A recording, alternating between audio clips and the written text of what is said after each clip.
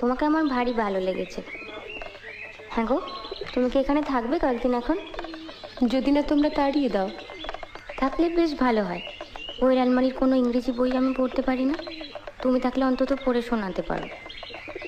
আচ্ছা, এই যে বললে বিহারীবাবুর সঙ্গে তোমার বিয়ের কথা হয়েছিল, হ্যাঁ।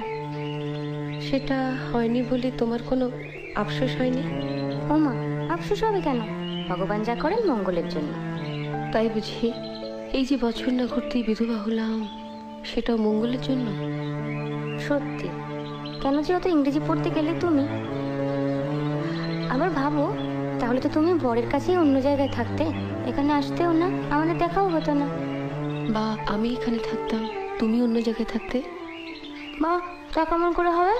তোমার শাশুড়ি তোমার বরের সঙ্গে প্রথমে আমার সম্বন্ধ করেছিলেন, জানো? তাই বুঝি? তা হলো না কেন?